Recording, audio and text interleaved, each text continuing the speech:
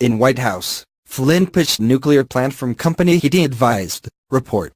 Earlier this year, House Democrats accused retired Lieutenant General Michael Flynn of secretly lobbying for a huge Middle East nuclear power deal while serving as President Donald Trump's national security advisor. New details have emerged this week of just how far Flynn's alleged lobbying effort might be gone. Flynn, who was ousted from the White House in February for misleading Vice President Mike Pence about his conversations with the Russian ambassador to the U.S., attempted to push a proposal for the nuclear power scheme, linked to companies he had previously advised. Within days of taking office in Trump's White House, reported The Washington Post and The Wall Street Journal on Tuesday. Soon after Trump's inauguration, Flynn received the memo from his former business associate Robert McFarlane, co-founder of the company IP3, about the plan, which envisioned a large consortium of countries, including the U.S. and Russia, building a fleet of nuclear reactors across the Middle East. Flynn, who had served as an advisor to IP3 in 2016, reportedly told a staffer on the National Security Council to transform McFarlane's memo into a policy directive for Trump to sign.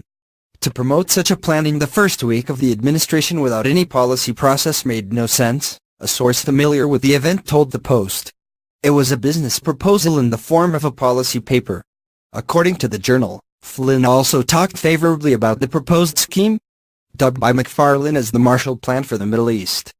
To Thomas Barrack Jr., a friend of Trump's who served as chairman of the Presidential Inaugural Committee. This discussion reportedly triggered several conversations about the deal between Barrack and White House officials, including Trump's son-in-law, Jared Kushner. These conversations, however, are said to have amounted to nothing.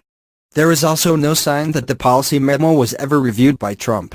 A White House spokesman told the Journal that the White House and National Security Council have rigorous processes in place to ensure that all outside proposals are thoroughly evaluated for their potential legal and policy implications.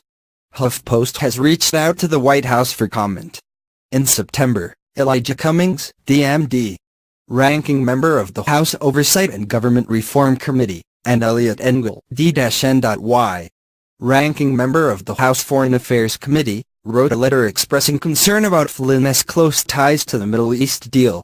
They said Flynn had failed, in security clearance interviews, to disclose details of his work for IP3 and ACU Strategic Partners, a company that had paid Flynn to travel to Egypt and Israel in 2015 to promote a similar nuclear power deal. These omissions may have been violations of federal law, the Democrats noted. The House Committee on Oversight and Government Reform is investigating Flynn's relationship with IP3 and ACU Strategic Partners, reported the Journal. Flynn is also under investigation by Special Counsel Robert Mueller, who is leading the probe into Russia's interference in the 2016 presidential race. Mueller is reportedly scrutinizing Flynn's contacts with Russian officials during and after Trump's presidential campaign, as well as his purported ties to and undisclosed payments from the Turkish government. Preet Bharara, the former U.S. attorney who was fired by Trump, said Sunday that Flynn is likely cooperating with Mueller's investigation. My view is based on how things used to operate in my office and based on how the world works, which is that there is a substantial likelihood that they are at least in discussions with regard to cooperating, Bharara told CNN. ABC News reported this week that Flynn's attorney had met with members of Mueller's team.